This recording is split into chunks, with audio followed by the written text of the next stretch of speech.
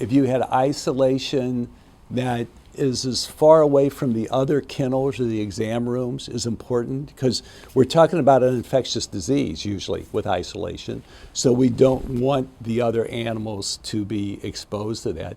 If you could also have an external and internal, an external entrance and exit with that, so that a lot of times maybe when you release that animal, you could release it external to the hospital. Part of the reason I think it's difficult is that diseases are spread in 5 different ways. There are 5 modes of disease transmission, and thinking about how the isolation room is placed may be different depending on what diseases we're talking about. I think in the veterinary world, the disease that we're most often interested in containing is parvovirus.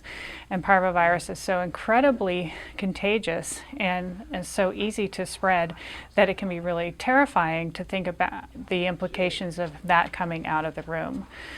I do believe that most people think that it's really effective for isolation to have an exterior door. So if we're talking about a disease that spreads and stays on surfaces like parvovirus, then having an exterior door can be a way to keep it from going throughout the hospital.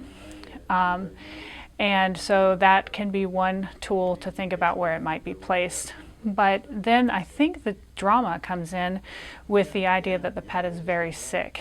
And so isolating the pet is great from a traffic flow perspective, but not great in terms of ensuring that they're going to be safe and cared for. So ideally, the space has an access outside door, and it's out of the traffic flow, but is highly visible.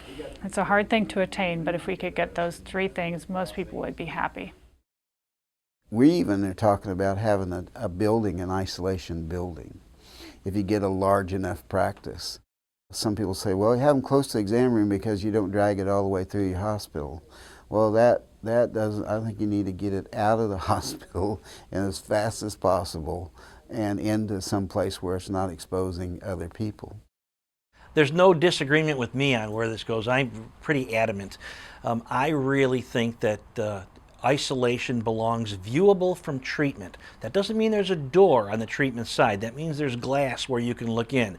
These are the most critical animals oftentimes, or nearly the most critical animals in your facility, and putting them in the back to be near the back door doesn't make any sense to me. Now, we do have to make sure the door that enters that space is not in a very busy circulation area on the way that every animal in your facility passes it, either on the way to an exam room or to the wards or to the outside to go to exercise. So we have to be careful how we place the entrance to that room, but that's an architectural problem. As long as you make it your architect's problem and make them aware they have to solve that issue, you can have those animals very proximate to treatment so that you can see them easily and then get to them easily if there's a problem, yet have that door not be a source of contamination.